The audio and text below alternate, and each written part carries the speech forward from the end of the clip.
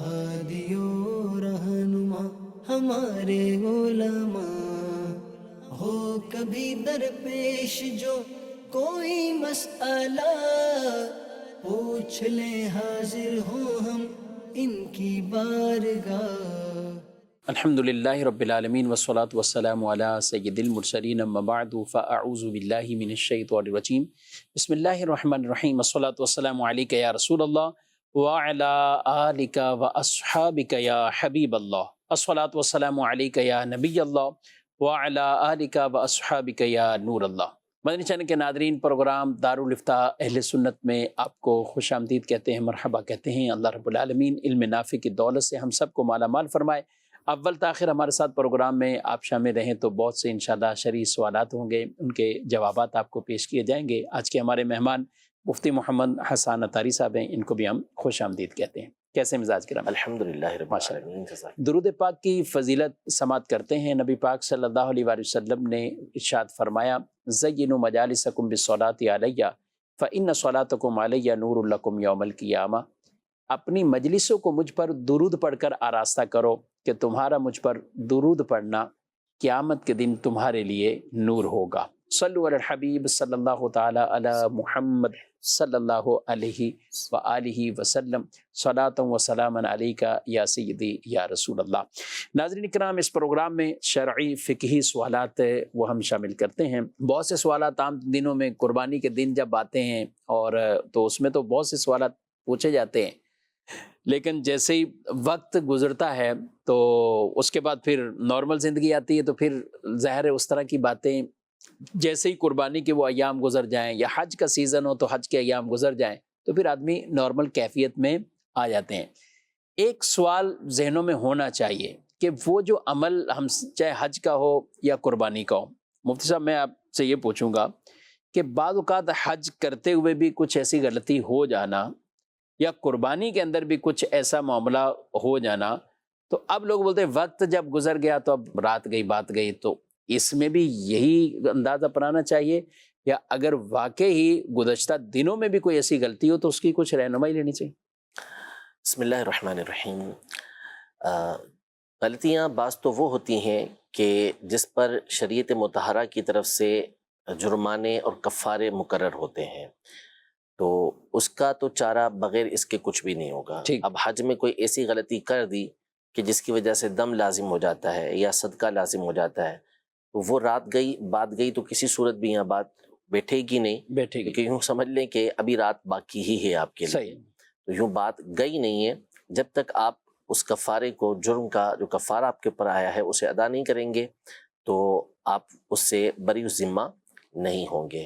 اور غلطی اگر آپ نے قصدن کی ہے، جان بوجھ کے کی ہے، تو اس صورت میں ظاہر ہے کہ اللہ پاک کے حکم کی نافرمانی کی گئی ہے، تو اس صورت میں اس کی توبہ بھی آپ پر لازم ہے۔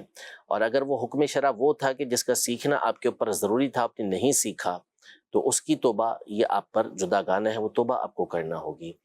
تو اس لیے یہ بہت ضروری ہے کہ آپ علم حاصل کریں، اور ایسا نہیں ہونا چاہیے کہ بہت سے لوگوں کے سامنے جب اس طرح جب وہ بتاتے ہیں، جیسے کیفیت بتائی اپنی کہ بھائی اس طریقے سے ہم حج کے لیے گئے تھے اور وہاں ہم نے یہ کیا، تو بعض اوقات علم والے کے سامنے بات کریں گے تو وہ آپ کو بتائے گا تو بس غلطی کر کے آ گئے آپ، کیسی غلطی؟ تو اب وہ کہتے ہیں کہ اللہ معاف کرنے والا ہے، بالکل یہ جو ہونا تھا وہ ہو گیا، تو ایسا نہیں۔ اللہ معاف فرمانے والا ہے، وہ اس بات کو معاف فرمانے والا ہے جو ہماری طرف سے نقص رہ گیا، ہم نے اپنی کوشش پوری کی تھی، ہم نے اپنا کام پورا کیا، ظاہر ہے کہ ہم اللہ پاک کے عبادت کا حق ادا کرنے والے نہیں ہیں، وہ جو کمی اور جو تقصیر آئی ہے وہ اللہ پاک ہمیں معاف فرمانے والا ہے۔ یہ نہیں کہ آپ کے اوپر جرمانہ لازم ہے، آپ کے اوپر دم لازم ہے، یا کسی چیز کو واپس کرنا ضروری ہے آپ پر، اور آپ کہیں کہ نہیں اللہ معاف فرمانے والے، تو ایسا نہیں ہوگا۔ آپ 3 رکعت نماز پڑھ کے کہیں 4 فرضوں کی جگہ کہ اللہ معاف کروانے والا ہے، تو ایسا تو نہیں ہوگا نا، 4 رکعتیں آپ کو ادا کرنا ہوں گی۔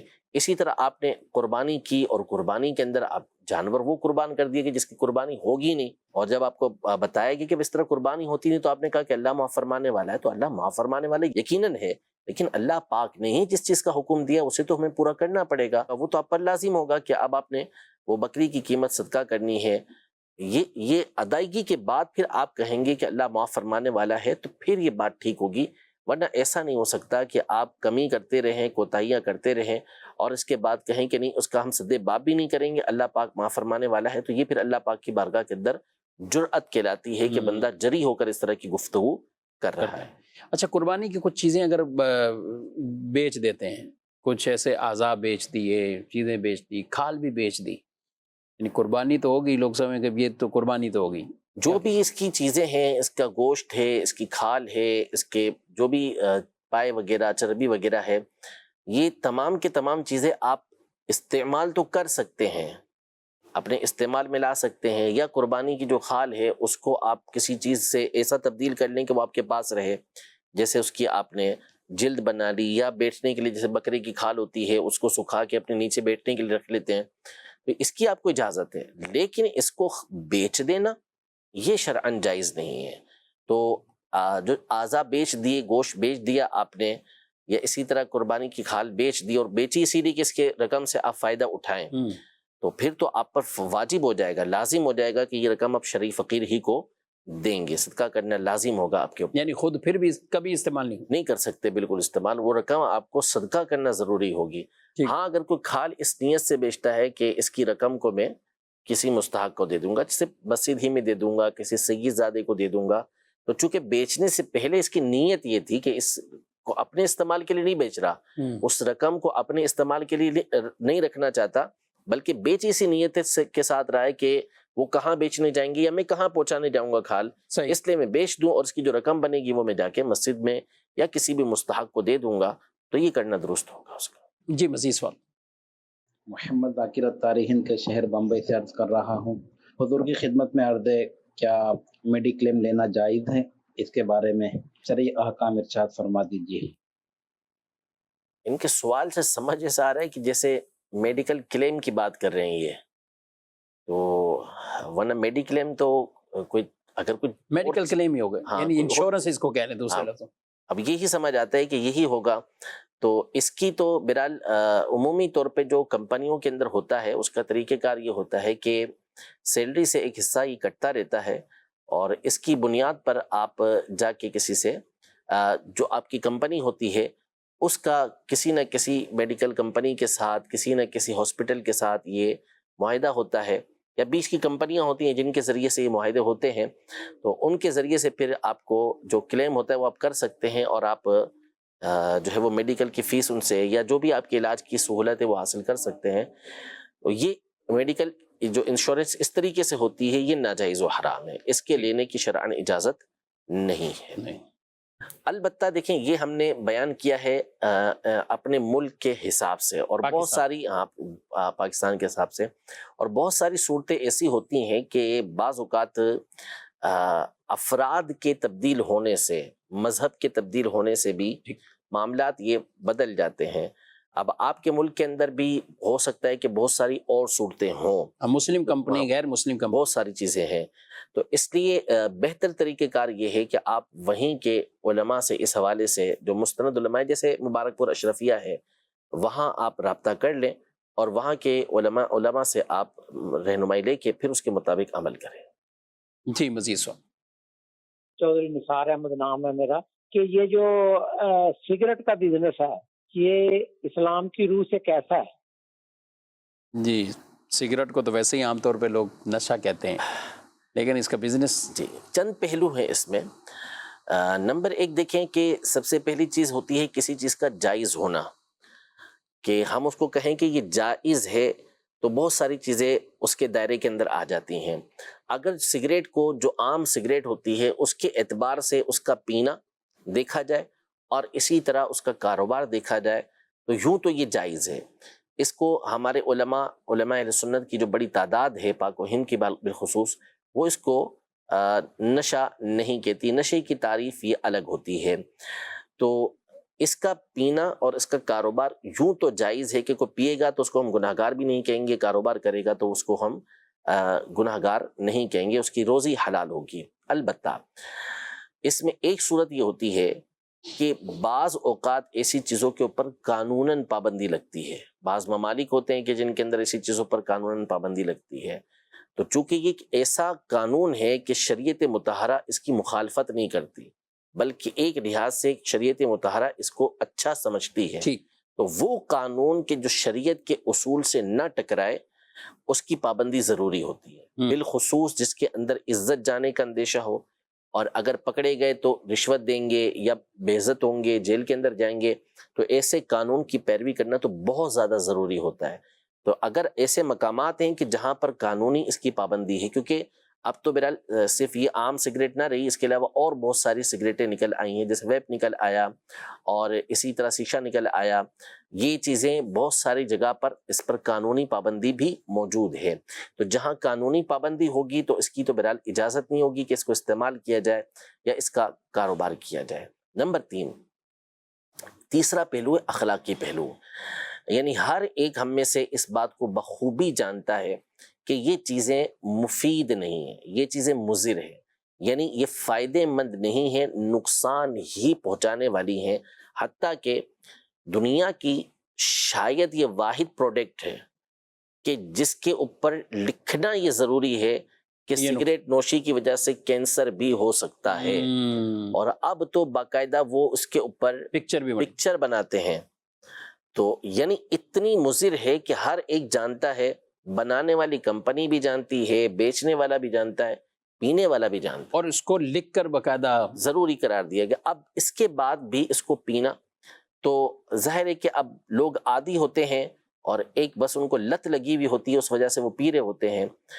تو پینے والوں سے بھی گزارش ہے کہ مرد بنے، یہ کہنا کہ ہم سے نہیں چھوٹتی، تو مرد کا یہ کام نہیں ہوتا کہ وہ یہ کہے کہ مجھ سے نہیں ہوتا، مرد وہ ہوتا ہے کہ جو کر کے دکھاتا ہے۔ آپ 20 قسم کے دعوے کرتے ہیں کہ میں یہ، تو میں وہ، میں تو فولا، میں یہ ہوں، میں وہ ہوں، تو اب یہاں پہ مردانگی دکھائیں اور اپنی ول پاور آپ دکھائیں کہ آپ یہ چھوڑ سکتے ہیں۔ تو اپنی ہمت دکھا کر اسے چھوڑیں، اپنی بھی جان کو آپ جو ہے وہ سیکیور کریں، محفوظ کریں، اور اسی طرح آنے والے جو آپ کی نسلیں ہیں ان کے لیے بھی آپ ایک رول ماڈل بنیں گے۔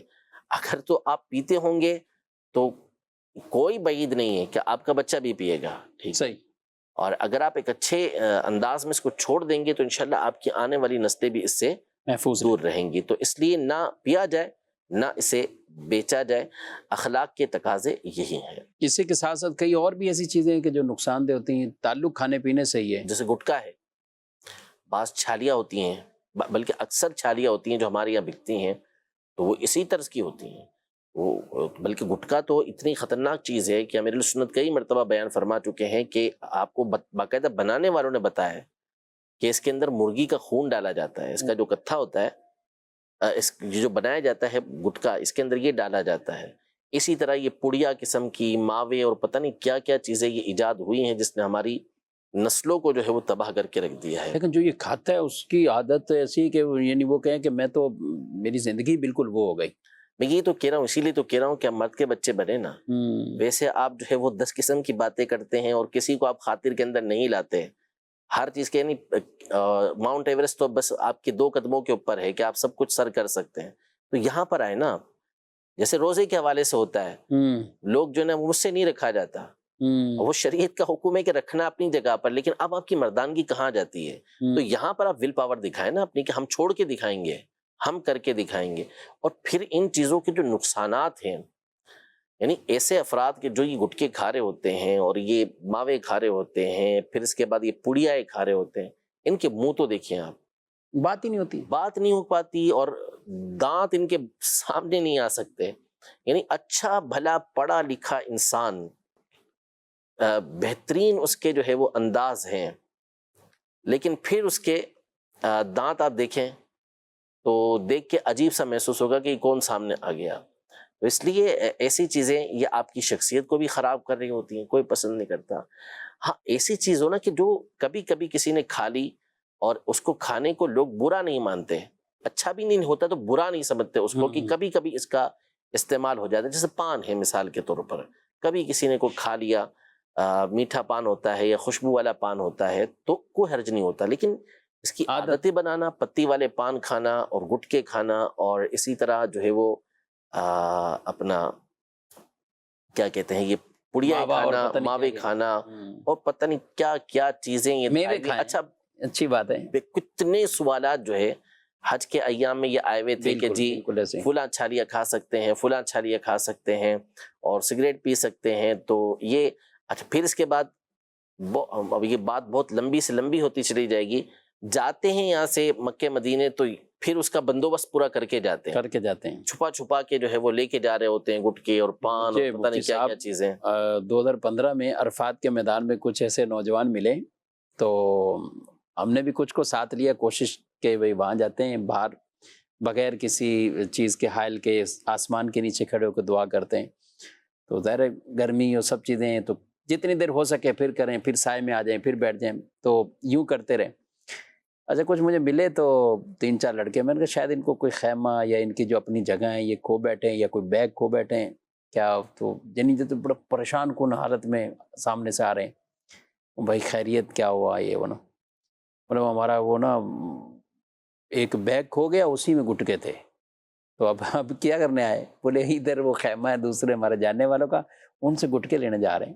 اور وہ ٹائم بھی بالکل ایسا ایک کہیں کہ عرفات کے میدان میں ایک پیک ٹائم جسے کہیں یا بالخصوص اس میں آدمی دعا کے لیے نکلتا ہے. تو ایسے پھر جب عادت ہوتی ہے تو پھر ان کی عبادتیں بھی متاثر ہو جاتی نا ان چیزوں میں.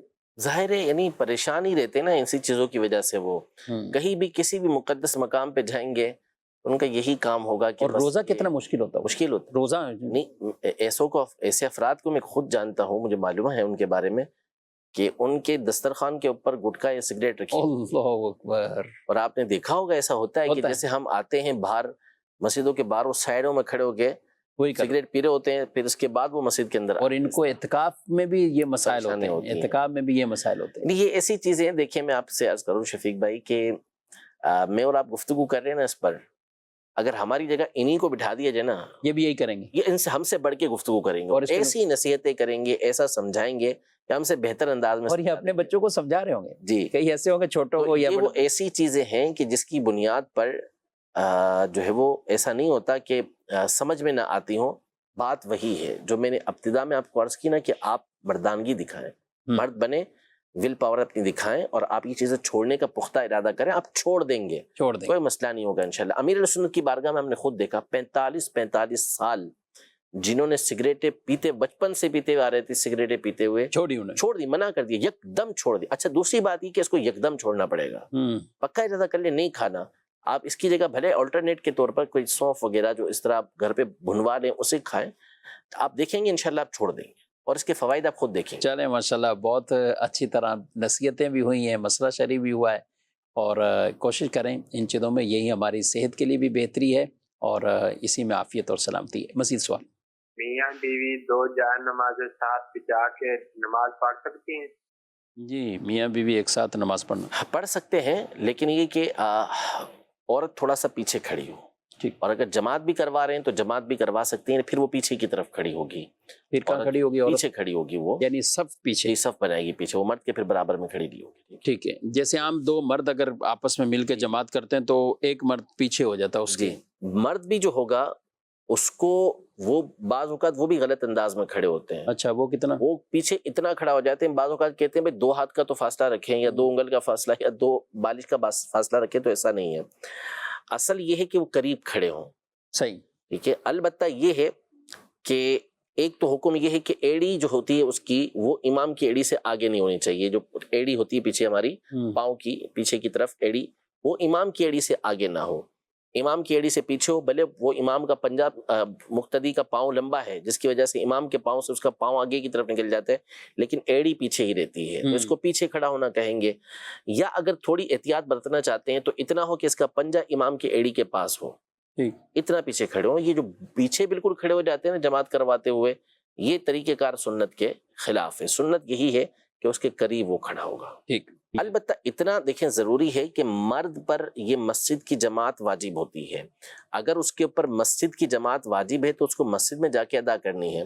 گھر میں مثال کے طور پر اس کی نفل پڑھ رہا ہے یا کسی وجہ سے اس کی جماعت چھوٹ گئی اس کی، اب وہ پڑھ رہا ہے تو اس کے پیچھے پھر اس کی اہلیہ بھی پڑھ سکتی ہے. اللہ کرے کہ مرد کو ایسی صلاحیت موجود ہو کہ وہ جماعت بھی باقاعدہ کروا سکتا ہو. اچھا یہ بھی چاہے ایک ہی بندہ امامت کر، یعنی عام طور پہ مسجد کے امام کو تو بہت چیک کیا جاتا ہے اور اتنا چیک کیا جاتا ہے کہ مثال دینی نہیں چاہیے، لیکن کبھی کبھی بعض مثالیں ایسی ہوتی ہیں حسان صاحب رشتہ دیکھنے بھی جائیں گے نا، ایک میں نے پوسٹ پڑھی تھی، ہے نصیحت والی تھی، کہ رشتہ دیکھنے جاتے ہیں تو لڑکی کو اس انداز سے دیکھا جاتا ہے کہ جیسے جس طرح جو ہے نا وہ ایک دل آزاری اور دیگر بھی یہ ساری چیزیں، لیکن اس میں مثال پتہ کیا لکھی ہوئی تھی، وہ لکھے تھے جیسے اب قربانی کے لیے جانور نہیں خریدنے جاتے ہیں، تو آپ اس کو مختلف اینگل سے دیکھنا، چلانا، کان، ناک، سب چیزیں، تو رشتے دیکھنے جائیں گے تو وہاں پہ بھی یہ نظر ہوگی۔ تو بلکہ کیا کہوں گا، یہ چلیں آپ اس پہ بھی کوئی رہنمائی فرمائیں، اور عام طور پہ عیدوں کے بعد شادیوں کے سیزن ہوتے ہیں، تو کیا ہونا چاہیے؟ دیکھیں اس میں گزارش یہ ہے کہ اسلام ایک معتدل اعتدال والا مذہب ہے، مذہب مہذب ہے۔ اس بات کی اجازت شریعت مطہرہ نے بالکل دی کہ چونکہ زندگی ساری گزارنی ہے اور ظاہر ہے کہ بغیر تفتیش کے، بغیر دیکھے بھالے رشتہ تو ہم اس طرح قائم نہیں کر سکتے، تو لہٰذا دونوں طرف سے تفتیش کی اجازت تو دی گئی کہ اچھی طریقے سے دونوں طرف دیکھ لیں، لیکن اس کا مطلب یہ نہیں کہ آپ جو ہے وہ اس انداز میں رشتہ لے کے جائیں، اس انداز کے اندر آپ دیکھ بھال کریں یا اس انداز میں آپ معلومات لیں، گویا کہ آپ کسی جانور کو دیکھنے کے لیے گئے ہیں یا کوئی چیز آپ خریدنے کے لیے گئے ہیں، اس کی آپ تفتیش کر لیں۔ اجازت یہ ہے کہ آپ گھر جائیں، باقاعدہ ان کے جو ہے وہ ملاقات کریں، جیسے لڑکے والے عام طور پہ رشتہ لے کے جاتے ہیں، تو اب لڑکی کو دیکھ لیا، اس سے بات چیت لڑکی والے جو گھر عورتیں آتی ہیں وہ کر لیں، تو اس میں کوئی مسئلہ نہیں ہے۔ ٹھیک، لیکن اب آپ اس کا جو ہے وہ ڈیل ڈول دیکھیں، قد کاٹ دیکھیں، اس کا رنگ دیکھیں، بلکہ مجھے تو پتہ نہیں کافی پہلے کسی نے بتایا تھا کہ اب یہ حقیقت پر مبنی ہے یا نہیں ہے، لیکن یعنی باقاعدہ دیکھنے آتی ہیں تو اس کے بعد مشورے دے کے جاتی ہیں کہ اس کو فلاں کریم لگائیں یا فلاں کریم لگائیں، فلاں چیزیں لگائیں، یعنی اس کے کلر کے اوپر اور اس طرح کی گفتگو وہ کر رہی ہوتی، تو یہ بھی مشورے دیتے ہوں گے، اور شاید قد بڑھانے کا بھی کچھ اور بھی وہ الگ الگ مشورے اس طرح کی باتیں یہ ورزش کروائیں، یہ کروائیں، یہ انتہائی دل آزار بات ہے، تکلیف دہ بات ہے، یعنی اس کی زندگی، اور پھر اس کے بعد یعنی عورتوں کے اندر یہ مرض زیادہ ہوتا ہے، اس انداز میں دل آزاری کرنے والا ہو سکتا ہے، بعید نہیں ہوتا ہوگا کہ پھر اس کے بعد وہ گفتگو کرتی ہوں گی، باہر جا کے کسی اور کے سامنے بھی بیان کرتی ہوں، اور ان کے رشتوں میں اور تو اب رکاوٹیں پیدا کرتی ہوں گی، تو ہرگز ایسا نہ کریں، اللہ کا خوف اپنے دل کے اندر پیدا کریں۔ اللہ نے اگر آپ کو نوازا ہے یا آپ کے گھر میں لڑکے ہیں، بعضوں کو یہ بھی تفاخر ہوتا ہے، یہ تکبر ہوتا ہے، یہ ان کے دل کے اندر آئی ہوئی ہوتی ہے کہ ہم لڑکے والوں کی طرف سے، ہمارے کوئی لڑکی ہے ہی نہیں، لڑکی نہیں ہے، تو یہ اللہ کی دین ہے۔ وہ بہت ساری چیزیں وہ ہوتی ہیں کہ جن کی وہ دنیا کے اندر نظیر دکھا دیتا ہے، تو اللہ سے ڈرنا چاہیے۔ بالکل اس کی شریعت مطہرہ اجازت دیتی ہے کہ رشتے سے پہلے، نکاح کرنے سے پہلے آپ مطمئن ہوں، لیکن مطمئن ان چیزوں سے ہوں کہ جو آپ کے نکاح کے بعد اس کی ضرورت پڑے گی۔ بہت ساری باتیں یہ معلوم ہوتی رہتی ہیں، لوگ سوالات آ کے کرتے رہتے ہیں، بتاتے رہتے ہیں، تو اس لیے جو ہے وہ اس طرح کے معاملات کریں کہ جس سے شادی نکاح اچھے انداز میں ہو سکے، آئندہ زندگی اچھے انداز میں گزر سکے، یہ نہ ہو کہ کوئی کسی کے لیے تکلیف کا سبب بنے، نہ ابھی سبب بنے نہ نکاح کے بعد سبب بنے۔ ٹھیک ہے، چلیں یہ تو اپنے رشتے کے حوالے سے بتایا، بات ہماری چلی تھی کہ امام مسجد کا ہو تو اس کو تو بڑا توجہ سے ساری چیزیں اس میں دیکھیں گے، تو یہ ایک دو بندوں کو نماز پڑھانی تو وہ بھی پوری امامت کی شرائط، ظاہر ہے ایک بندہ ہو یا دو بندے ہوں یا 10 بندے ہوں، جو امامت کی شرائط ہوں گی وہ تو پوری ہونا ضروری ہے۔ اب یہ تھوڑی کہ صرف شوہر ہے تو اس بنیاد پر وہ امام جیسا چاہے بن جائے، اس کے اندر امامت کی شرائط ہی نہ ہو، نہ اس کو تلاوت کرنا آتی ہو، نہ اس کی نماز ٹھیک ہو، تو ظاہر ہے کہ اس کے پیچھے نہ جس طرح دوسروں کی نہیں ہوگی اسی طرح اس کی بیوی کی نماز بھی نہیں ہوگی۔ آفس میں بعض کا تو ہوتا ہے کہ ٹوپی والا ہے تو وہ تھوڑی عادت رکھتا ہے ٹوپی پہننے میں، تو چلو یہ، یا کسی کی تھوڑی خشخشی داڑھی ہے تو وہ، یا کسی میں حافظ قرآن ہے بھلے اور کچھ نہیں تو وہ کہتے ہیں یہ امامت کرے، اب بھلے اس میں داڑھی منڈائی ہوئی ہے، خشخشی ہے، خیال رکھنا چاہیے۔ بالکل ضروری ہے، یعنی جو شرائط امامت ہیں وہ پوری ہونا ضروری ہے، اس کا عقیدہ ٹھیک ہونا ضروری ہے، اس کی نماز ٹھیک ہونا ضروری ہے، اس کی تلاوت ٹھیک ہونا ضروری ہے، فاسق کے مولن نہیں ہونا چاہیے۔ تو اس طرح کے افراد اگر ہوں گے تو پھر اس صورت میں ان کے پیچھے نماز پڑھنے کی اجازت نہیں، اور بعض صورتوں میں سرے سے نماز ہوگی ہی نہیں۔ ٹھیک ہے، اور کئی صورتیں ایسی ہوں گی کہ دوبارہ پڑھنی پڑے گی، دوبارہ پڑھنی۔ جی مزید سوال؟ مفتی صاحب کی بارگاہ میں یہ سوال عرض ہے کہ ایک شخص پر حج فرض تھا، اس نے حج کیا، اور حج کرنے کے بعد اب وہ شخص پاکستان میں آ گیا ہے، لیکن وہاں پر وہ قربانی کا جانور ذبح نہیں کر سکا، تو مفتی صاحب یہ ارشاد فرمائیں کہ اب آگے کیا کریں؟ اب دو جرم ہو گئے ان کے ایک ساتھ. ایک تو دیکھیں قربانی جو ہوگی یہ بھی حرم کے اندر ہوگی. جو حج کی قربانی ہوتی ہے اس کا حرم میں ہونا ضروری ہے. یہ قربانی تو آپ کو ادا کرنا ہی پڑے گی. دوسرا اس میں ترتیب ضروری تھی کہ رمی کے بعد قربانی، قربانی کے بعد حلق. تو اب حلق پہلے آپ نے کروا لیا اور ابھی قربانی آپ کی باقی تھی. تو اصل محلل جو ہوتا ہے، احرام سے نکالنے والا ہوتا ہے، وہ تو یہی حلق ہوتا ہے. تو آپ احرام سے باہر تو آ گئے، لیکن یہ قربانی بھی آپ پر ابھی واجب ہے، ضروری ہے، جو آپ نے کرنی ہے وہ آپ کی حرم کی حدود کے اندر ہوگی. اور دوسرا یہ کہ اس کے اوپر دم بھی آپ پر لازم آیا، وہ آپ کو ادا کرنا ہوگا. حج کی بھی تو قسمیں ہیں. آپ تمتع، حج قران، جن میں قربانی واجب ہے. حج افراد ہے تو پھر حج افراد والے کے لیے قربانی ضروری نہیں ہے، کرنا بہتر ہے. لیکن جو حج قران اور حج تمتع والا ہے، جیسا کہ انہوں نے سوال کیا کہ قربانی نہیں کی، جس سے ظاہری ہوتا ہے کہ تمتع والے، اور عام طور پہ ہمارے یہاں ہمارے تمتع ہی پاکستان میں ہوتا ہے. تمتع ہی کرنے والے ہیں. تو اس صورت میں تو واجب ہوگی قربانی. تو اب قربانی بھی کرنا ہوگی، وہ بھی حرم کی حدود میں ہوگی، اور ساتھ ہی ساتھ دم بھی دینا ہوگا، وہ بھی حرم کی حدود کے اندر ہی ہوگا. جی مزید سوال. مفتی صاحب کی بارگاہ میں میرا یہ سوال ہے، مسبوق اپنی نماز کس طرح پوری کرے گا؟ اگر اس کی ایک رکعت نماز چھوٹی ہے تو کیا وہ سورہ فاتحہ کے بعد سورت بھی ملائے گا، یا بنا سورت کے وہ اپنی نماز پوری کرے گا؟ مسبوق یعنی جس کی ایک یا دو یا تین رکعتیں مثال کے طور پر، یا چاروں کی چاروں رکعتیں ہی اس کی چھوٹی امام کے ساتھ مثال کے طور پہ قاعدہ اخیرہ کے اندر مل گیا، تو اب یہ جب اپنی نماز ادا کرے گا تو اس صورت میں یہ تلاوت کے اعتبار سے اس کی ابتدائی رکعتیں ہوں گی. لہذا ایک رکعت چھٹی ہے تو اس میں اس کو سورۃ الفاتحہ کے بعد سورت ملانا ہوگی. دو رکعتیں چھوٹی ہیں تو دونوں میں سورۃ الفاتحہ کے بعد اس کو سورت ملانا ہوں گی. اور چاروں مثال کے طور پر چھوٹ گئی ہیں تو آخری دو کے اندر سورۃ الفاتحہ کے بعد اسے اختیار ہے، چاہے تو سورت ملائے چاہے تو نہ ملائے. تو مسبوق کی اگر جیسے کہ آپ نے پوچھا کہ ایک رکعت چھوٹی ہے تو اس صورت میں اس کو سورۃ الفاتحہ کے بعد سورت ملانا ہوگی. کہ قربانی کا گوشت جو رکھا ہوتا ہے فرج میں، تو اس کو ہم شادی بیاہ اور دیگر تقریبات کے لیے استعمال کر سکتے ہیں؟ جی مفتی صاحب فائدہ اٹھائیں. رکھا ہوا گوشت تو رکھا ہوا ہے ٹھیک ٹھاک، ابھی بھی تو شادی شدی یا کوئی ایسی دعوت ہو تو کھلا دیں. جو قربانی کا گوشت ہے اس کے حوالے سے نبی پاک صلی اللہ تعالیٰ علیہ وسلم نے ابتدا میں منع فرمایا تھا کہ 3 دن سے زیادہ اسے نہ رکھا جائے، لیکن وہ مخصوص حالات کی بنیاد پر تھا.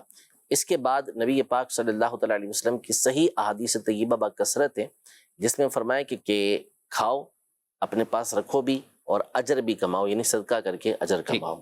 تو اس لیے اگر کسی نے مثال کے طور پر ابھی تک اس نے، بلکہ بعض لوگ تو اور زیادہ ایام تک گوشت رکھتے ہیں، کچھ نہیں نا کتنے دنوں میں، تو اگر وہ گوشت اس نے رکھا ہوا ہے قربانی کا تو بالکل اجازت ہے، اس کے ذریعے سے آپ کسی کو بھی کھانا کھلا سکتے ہیں، چاہے عمرہ کو، یعنی جو امیر لوگ ہیں ان کو کھلائیں، غریبوں کو کھلائیں، اس کی اجازت ہے کہ ایسا کر سکتے ہیں، اس میں کوئی حرج نہیں ہے. تو ولیمہ کر رہے ہیں یا ویسے ہی نیاز کرنا چاہتے ہیں، جیسے بہت سے لوگ سیدنا امام حسین رضی اللہ تعالیٰ عنہ کی نیاز کے اندر، کیونکہ ہمارے یہاں عام طور پہ کھچڑا کیا جاتا ہے جس کو حلیم کہتے ہیں، تو وہ بنایا جاتا ہے اور اس کے اندر گوشت کی ضرورت ہوتی ہے. تو اب یہ گوشت اس کے اندر استعمال کر سکتے یا نہیں کر سکتے، باکثرت اس کا سوال کیا جاتا ہے. تو اس کو استعمال کرنے میں حرج نہیں ہے، اس نیاز کے اندر بھی آپ اسے استعمال کر سکتے ہیں. اصل یہ عوامی تصور یہ ہے کہ جب ایک مرتبہ وہ اللہ کی بارگاہ میں قربان کر دیا گیا، پیش کر دیا گیا، اب پھر اس میں فاتحہ پڑھ کے دوبارہ آپ یہ ثواب لے رہے ہیں، یہ کیا ہے؟ خود حدیث پاک میں فرمایا نا، نبی پاک صلی اللہ علیہ وسلم تیسری بات ارشاد فرمائے اجر پاؤ. ٹھیک ہے، وہ اجر تو پہلے بھی مل گیا، سبحان اللہ. اب اس گوشت کے ذریعے اور آپ اجر پا رہے ہیں. وہ وہی کہ آپ نے اللہ کی راہ کے اندر اس کو صدقہ کیا، غریبوں کو کھلایا، یہ بھلے کسی کو بھی کھلائے، ہر تر جگر کے اندر اجر ہے. تو اگر کسی کھاتے پیتے کو بھی کھلایا لیکن اچھی نیت کے ساتھ آپ نے کھلایا تو اس پر بھی آپ کو ثواب ملے گا. تو لہذا اگر کوئی سیدنا امام حسین رضی اللہ تعالیٰ عنہ کی نیاز میں بھی اسے استعمال کرتا ہے تو اللہ کی بارگاہ میں اجر کی کون سی کمی ہے، اس کے خزانے بھرے ہوئے ہیں، تو وہ دوبارہ بھی اجر انشاءاللہ اس پر عطا فرمائے گا. جی مزید سوال. میرا مفتی صاحب کی بارگاہ میں سوال یہ ہے، اگر کوئی شخص اکیلے نماز پڑھ رہا ہو اور اگلی رکعت کے لیے کھڑا ہوتے وقت تکبیر پڑھنا بھول جائے تو نماز ہو جائے گی یا نہیں؟ برائے کرم جواب ارشاد فرما دیجیے. جی مفتی صاحب، نماز شروع کر لیے اور اب اگلی رکعت کے لیے جب سجدے سے کھڑے ہوئے ہیں، اب وہ تکبیر نہیں کی. ان کو تکبیرات انتقالات کہتے ہیں، یعنی پہلی جو تکبیر ہوتی ہے یہ تکبیر تحریمہ ہے، یہ فرض ہے، اور اس کو اللہ اکبر سے شروع کرنا یہ واجب ہے، ضروری ہے کہ یہ الفاظ کہے جائیں۔ تو یہ جو تکبیر ہوتی ہے یہ تکبیر تحریمہ کہلاتی ہے، یہ نماز کی شرط بھی ہے، نماز کا فرض بھی ہے، اور اس کے لیے لفظ اللہ اکبر کہنا یہ واجب ہے۔ تو یہاں تک تو یہ ضروری ہے۔ اس کے علاوہ جتنی بھی تکبیرات ہوتی ہیں، رکوع سے جو آپ قیام سے رکوع کی طرف جاتے ہیں، رکوع سے آپ کھڑے ہوتے ہیں، پھر جس کو کوما کہا جاتا ہے، کومے سے پھر آپ سجدے میں جاتے ہیں، پھر جلسے میں بیٹھتے ہیں، پھر سجدے میں جاتے ہیں، تو یہ منتقل ہونے کی ایک رکن سے دوسرے رکن میں، ان کو تکبیرات انتقالات کہتے ہیں۔ یہ ساری سنت ہیں۔ اگر کسی نے یہ نہ کہیں تو اس صورت میں اچھا تو نہیں کیا، جبکہ جان بوجھ کے اس نے ایسا کیا ہو، لیکن نماز بہرحال اس کی ہو جائے گی، نماز کی ادائیگی اس کی ہو جائے گی۔ تو لہذا اگر کوئی دوسری رکعت کے لیے کھڑا ہو رہا ہے اور اس نے تکبیر نہ کہی تو اس صورت میں نماز اس کی ہو گئی۔ یہاں یہ بھی یاد رہے کہ یہ جو تکبیرات انتقالات ہیں یا جو بھی نماز میں پڑھنے کا حکم ہے، ان تمام میں کم از کم اتنی آواز کا ہونا یہ ضروری ہے کہ آپ کے اپنے کان تک آواز پہنچے۔ بعض لوگ یہ جو تکبیرات انتقالات ہوتے ہیں اس کا کوئی لحاظ نہیں کر رہے ہوتے، وہ بھی اونچی آواز سے کرتے، وہ اتنی نہیں لحاظ نہیں کرتے، یعنی بولتے ہی نہیں، بولتے ہی نہیں ہیں۔ دونوں طرح کے ہوئے مفتی صاحب، کبھی امامت کرتے ہوئے نا، شاید آپ کو بھی تجربہ ہو، بعض اوقات ہوتا ہے، بعض اوقات پیچھے والا اللہ اکبر ایسے کرتا ہے کہ امام بھی لقمہ دے مشتبہ دیا۔ ہو گئے کہ یار پتہ نہیں غلطی تو نہیں ہوگی، پھر لگتا ہے نہیں میں تو بالکل صحیح جا رہا ہوں، یہ ان کی عادت ہے اونچی پڑھنے کی۔ بعض اوقات ہوتی ہے، لیکن بیشتر کو یہ دیکھا ہے کہ ان کے ہونٹ بھی اس میں نہیں ہل رہے ہوتے، نہیں ہل رہے ہوتے ہیں۔ تو اس لیے یہ یاد رہے کہ یہ تکبیرات انتقالات بھی آپ نے اتنی آواز سے ضرور کہنی ہے کہ آپ کے کانوں تک آپ کی آواز یہ پہنچ جائے۔ ٹھیک ہے، اور یہ تو سنت ہے جو آپ نے اچھی توجہ دلائی، لیکن مفتی صاحب یہ پہلی رکعت میں جو تکبیر تحریمہ ہے، یہ پرابلم تو شاید اس میں بھی ہے۔ میں نے اس کا تجربہ یوں کیا کہ جنازہ پڑھانے لگے، اب جنازے میں جیسے میں نے عام طور پہ ہم دعاؤں کا اعلان کرتے ہیں، ثنا کا، درود پاک کا، دعا کا، تکبیریں، طریقہ بتا دیا، لیکن جب یہ مسئلہ ساتھ بتا دیں کہ بھئی یہ چاروں تکبیریں کہنا یہ جنازے کا وہ رکن ہے، فرض ہے، امام بھی کہے گا، مقتدی بھی کہے گا، اگر کسی مقتدی نے نہ کہی تو اس کی نماز جنازہ نہیں ہوگی، تو اب آپ دیکھیں گے آواز ان کو لاڈلی ملے گی، آپ کو جنازے میں بھی ایک آواز ملے گی، لیکن اگر نہ ہو تو پھر وہ صرف دعا کی طرف تو توجہ ہے لیکن تکبیرات کی نہیں۔ دعا بھی سنت ہے، ثنا بھی سنت ہے، مبارکہ سنت موقع ہے، اور درود پاک بھی، وہ دعا بھی، لیکن جو تکبیرات ہیں یہ چاروں تکبیریں جنازے میں یہ فرض ہیں، یہ اس کا رکن ہے، اس کے بغیر جنازہ نہیں ہوگا۔ اب اسی طرح جو نماز شروع کرتے ہوئے اللہ اکبر، بعض اوقات اتنی جلدی میں یا ایک پریکٹس بنی ہوئی کہ امام کی آواز سن لی، کھڑے ہاتھ کی، بس نماز میں شامل، تو نماز ہی شروع نہیں ہوئی نا، اگر اتنی آواز سے نہ کہیں تو نماز ہی شروع نہ ہوئی۔ اللہ اکبر، تو اس کا تو دھیان رکھنا بہت ضروری ہے۔ بعض پڑھ رہے بھی ہوتے ہیں، پابند ہوتے ہیں نمازوں کے، برسہ برس سے نماز پڑھ رہے ہوتے ہیں، اب کبھی سلام پھیر کے مڑے، نظر پڑ گئی اتفاق سے، ایسے ہی کھڑے ہوتے، یعنی پوری نماز پڑھ رہے ہیں، اپنی بھی پڑھ رہے ہیں، اپنی نماز سنتیں بھی پڑھ رہے ہیں، سارے امام کے پیچھے تو قرات کرنی نہیں ہے، اپنی پڑھ رہے ہیں، سنتیں پڑھ رہے ہیں، وطر پڑھ رہے ہیں، اسی طرح نوافل پڑھ رہے ہیں، اپنی کو رکعت رہ رہی وہ پڑھ رہے ہیں، لیکن ہونٹ بالکل بند ہوتے ہیں۔ تو یہ بہت ضروری ہے ان کو چیزوں کو سیکھنا کہ نماز کی کیا فرائض ہیں، نماز کی کیا واجبات ہیں۔ دنیا کے ہر کام کو ہم سیکھتے ہیں، میرا مشورہ ہے آپ کو، اور تاکیدی مشورہ ہے اور مخلصانہ مشورہ ہے، آپ کی آخرت کے لیے مشورہ ہے کہ نماز سیکھیں، اور نماز کا جو کورس ہے جو ہوتا ہے 7 روزہ 7 دن کا ہوتا ہے، تو وہ 7 دن کا نماز کورس آپ لازمی کر لیں، 1 گھنٹہ بعض اوقات مساجد کے اندر یہ دعوت اسلامی کی طرف سے ہوتا ہے، 1 گھنٹہ روز کا دے دیں، آپ اپنی نماز کو ٹھیک کر لیں۔ آپ برسہ برس سے نماز پڑھ رہے ہیں، آپ کی نماز کی جو غلطیاں ہیں وہ موجود رہتی ہیں، تو تھوڑا سا وقت اللہ پاک کی رضا کے لیے اس کی راہ کے اندر دے دیں، انشاءاللہ تبارک و تعالی اس کا فائدہ آپ کو دنیا آخرت دونوں کے اندر ملے گا ماشاءاللہ۔ جی مزید سوال؟ صاحب یہ ارشاد فرمائیں، ایسا شخص جو نمازوں میں صاحب ترتیب ہو، وہ شرعی سفر میں ہو تو اپنی نمازوں کو کیسے ادا کرے گا؟ شرعی سفر میں ہے اور نمازوں میں بھی صاحب ترتیب ہے، کس میں کیا سوال ہے؟ اب یہ تو یہی بتائیں گے کہ پوچھنا کیا چاہ رہے ہیں، وہ شاید یہ پوچھنا چاہ رہے ہیں کہ جو ترتیب ہے وہ تو پوری پوری نمازوں والی تھی. اب قصر کی وجہ سے کوئی مسئلہ تو نہیں نہیں، قصر کی وجہ سے کوئی مسئلہ نہیں ہوگا. یہ اس پر اللہ پاک کا احسان ہے کہ وہ صاحب ترتیب ہے، وہ صاحب ترتیب ہی اپنے آپ کو رکھے. تو اب جیسے اس کے اوپر نماز قضا نہیں ہے اور اب اس کی کوئی سفر کے اندر نماز جو ہے وہ قضا ہو جاتی ہے، تو اب یہ نہیں کہ وہ اس کو اجازت ہوگی کہ وہ دوسری نماز پہلے پڑھ لے اور پھر اس کے بعد اس قضا نماز کو پڑھے، بلکہ دوسری نماز کو پڑھنے سے پہلے زور قضا ہو گئی مثال کے طور پر نعوذ باللہ، اور اب عصر کی نماز کا وقت آ گیا، تو اب اس پر ضروری ہے کہ پہلے ظہر کی نماز پڑھے گا چاہے وہ مسافر ہی کیوں نہ ہو، پھر اس کے بعد وہ عصر کی نماز ادا کرے گا. ٹھیک ہے. اچھا، نماز اگر اس طرح قضا ہو گئی اس کی سفر والی اور ہے بھی سفر شرعی ہے تو اس میں وہی قضا میں بھی قصر ہوگی؟ اصل اعتبار اسی کا ہے کہ جہاں جس حالت کے اندر نماز قضا ہوئی ہے ویسی ہی نماز اس کے اوپر لازم ہوگی. اب سفر میں نماز قضا ہوئی ہے اور اپنے شہر پہنچ کے اس کی قضا ادا کر رہا ہے تو اس کو 2 رکعتیں ہی ادا کرنا ہوں گی.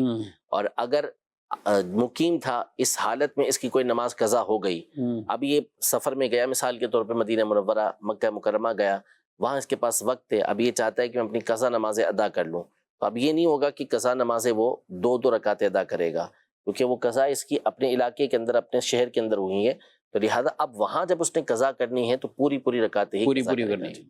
مزید عشاء کی قضا نماز فجر کے ساتھ پڑھ سکتے ہیں؟ دوسرا میرا سوال یہ ہے کہ اگر ہم کسی بھی نماز کی آخری رکعت میں ہوں تو وہاں پر اگر ہمارا وضو ٹوٹ جائے تو تب ہمیں نماز توڑ دینی چاہیے یا جاری رکھنی چاہیے؟ اس کا جواب ارشاد فرما دیجیے، جزاک اللہ خیرہ. جی بالکل، آمین. عشاء کی نماز اگر قضا ہو جائے تو فجر کے ساتھ پڑھ سکتے ہیں اس کو قضا؟ اگر کسی کی عشاء کی نماز قضا ہو گئی ہے تو فجر کا وقت شروع ہونے کے بعد بھی اس کو پڑھ سکتے ہیں. اور اب جو قضا ہوگی وہ 4 رکعت فرض اور 3 رکعت وتر کی ہوگی، یعنی فرض و وتر کی قضا یہ کی جائے گی. یعنی فجر کا وقت شروع ہوگا تو بھی پڑھ سکتے ہیں، فجر پڑھ لیے تو اس کے بعد بھی پڑھ سکتے ہیں. اب صاحب ترتیب ہیں تو پھر ان کو فجر کی نماز پڑھنے سے پہلے پڑھنا ہوگی. ٹھیک. فرض و وتر دونوں یہ پہلے پڑھیں گے، پھر اس کے بعد فرض ادا کریں گے. اور صاحب ترتیب نہیں تو فجر کے فرض پڑھنے کے بعد بھی پڑھ سکتے ہیں اور پہلے بھی پڑھ سکتے ہیں، دونوں طرح اجازت ہے. اچھا، اس میں یہ نہیں ہوگا مسجد میں پڑھ رہے ہیں لوگ بولیں گے یار اس ٹائم یہ فجر کے بعد کون سی نمازیں پڑھ رہے ہیں؟ قضا نمازیں کوئی بھی ہوں اس کا حکم یہی ہوتا ہے کہ لوگوں کے سامنے اسے ظاہر نہیں کریں گے. ٹھیک. ایسے مقام پہ پڑھیں گے کہ لوگوں کے سامنے قضا کا اظہار نہ ہو. باقی رہا ان کا دوسرا سوال کہ آخری رکعت کے اندر جو ہے وہ وضو ٹوٹ جائے تو نماز توڑ دینی چاہیے. تو نماز ٹوٹی گئی ہے، نماز باقی نہیں رہی. اب حکم یہ ہے کہ اگر آپ اس کے شرائط ہوتے ہیں، اس کے پورے شرائط ہیں 13 کے قریب اس کی شرطیں ہیں کہ جن کو پیش نظر رکھ کر بنا کی جا سکتی ہے. اور بنا کا مطلب یہ ہے کہ آپ وضو کر کے آئیں اور پھر یہیں سے اپنی نماز کو آپ اسٹارٹ کر دیں، آگے نماز شروع کر دیں، یعنی کنٹینیو کر لیں اس کو، آخری رکعت جہاں سے آپ نے چھوڑی تھی وہیں سے پورا کریں. لیکن ایک تو ان شرائط کا علم اور اس کو پورا کرنا یہ مشکل کام ہے. دوسرا بہتر یہی ہے، اس میں اولا یہی ہے کہ جو نماز ہے اسے دوبارہ سے پڑھا جائے. تو لہذا وضو ٹوٹ چکا ہے، آپ وضو کر کے آئیں اور دوبارہ سے نماز جو ہے وہ ادا کریں. ٹھیک ہے جی. ناظرین اکرام، آپ نے پروگرام ملاحظہ کیا ہے، اپنا فیڈ بیک بھی ضرور دیجیے گا. آئندہ انشاءاللہ ایک نئے موضوعات کے ساتھ، نئے سوالات کے ساتھ دوبارہ حاضری دیں گے. آپ سے اجازت چاہتے ہیں. فی امان اللہ. ہادی و رہنما ہمارے علماء، ہو کبھی درپیش جو کوئی مسئلہ، پوچھ لیں حاضر ہوں ہم ان کی بارگاہ.